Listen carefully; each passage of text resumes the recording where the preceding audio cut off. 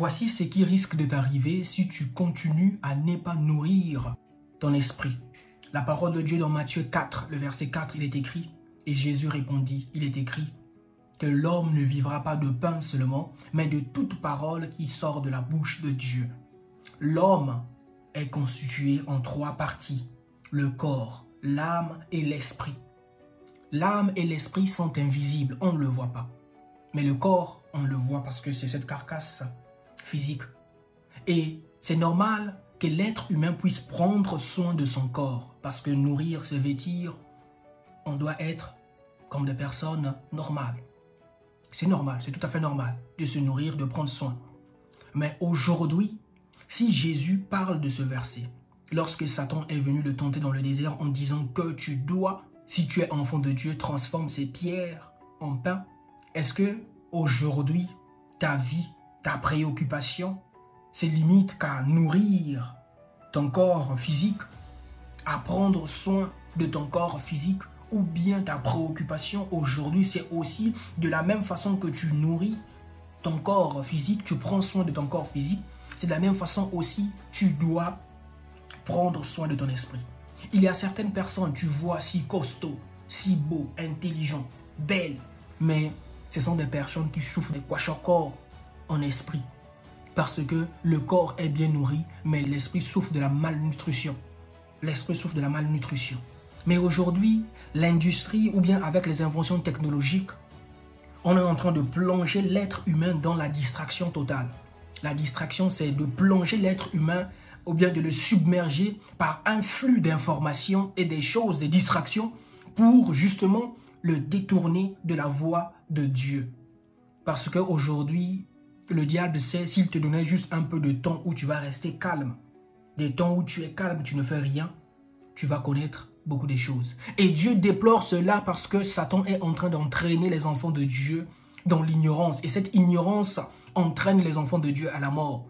Voilà pourquoi Dieu dit dans Osée que mon peuple périt par manque de connaissance. Et aujourd'hui, en tant qu'un enfant de Dieu, tu sais très bien que le corps, l'homme est constitué de 3 parties. Il y a le corps, l'âme et l'esprit. Tu prends soin de ton corps et l'âme et l'esprit. Est-ce que tu prends soin de ces 2 éléments-là? Là, c'est la question que tu dois te poser. Voilà pourquoi certaines personnes sont des bébés, sont des nains spirituels. Des nains spirituels parce que quoi? Cette personne n'est pas en contact constant avec la parole de Dieu. Parce que cette personne est plongée dans la distraction totale. Parce que cette personne est plongée dans ce flux d'informations que le diable envoie pour distraire les enfants de Dieu. Mais toi, aujourd'hui, si tu répétais juste ce verset par ta façon de faire, tu dois te ressaisir aujourd'hui et dire que ce n'est pas normal que je prends juste soin de mon corps, que je m'habille, que je mange 3 fois par jour, que je bois de l'eau. Mais est-ce que mon esprit aussi boit de l'eau? Peut-être que mon esprit a soif. Peut-être que mon esprit souffre d'une malnutrition spirituelle. Est-ce que mon esprit est vraiment en pleine forme et en bonne santé? Lorsque nous dormons, c'est notre esprit qui prend le relève. Lorsque nous dormons, c'est notre esprit qui prend le relève. Et cet esprit-là, si c'est un nain spirituel, tu seras à la merci des esprits mauvais. On va te frapper, on va te fracasser. Voilà pourquoi tu dors, tu as des cauchemars. Tu dors, on est en train de te poursuivre parce que ton esprit est encore un nain spirituel. Mais comment faire? C'est la question que tu te poses. Comment faire pour que mon esprit puisse être géant? Parce que lorsque je vais dormir, lorsqu'il y aura des combats, mon esprit aussi va se lever avec des muscles pour justement combattre à tous ces esprits maléfiques.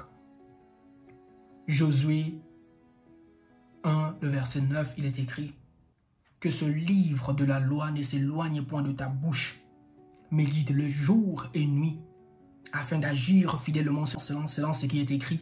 C'est alors que tu auras du succès, c'est alors que tu réussiras dans tout ce que tu entreprendras. La vérité n'est pas aussi loin de toi. Ta Bible est à côté, sur l'étagère. Il y a même de la poussière dessus. Tu lis des livres sur le développement personnel, tu lis des livres, des romans policiers, tu lis des journaux, tu lis des âneries. Mais tu négliges un livre qui contient toute l'expérience humaine. Et tu te plains que pourquoi j'ai des cauchemars, pourquoi j'ai ces rêves, ainsi de suite. Ton esprit, est-ce que ton esprit est nourri spirituellement? Est-ce que tu prends soin de ton esprit de la même façon que tu fais des cils et des faux cils, tu mets des mascaras, tu mets des rouges à lèvres? Est-ce que ton esprit aussi, tu mets des rouges à lèvres, des mascaras sur ton esprit? C'est le moment de pouvoir essayer de compenser, de trouver de l'équilibre. Tu vas manger physiquement, mais tu manges aussi spirituellement. La Bible, tu dois la méditer jour et nuit.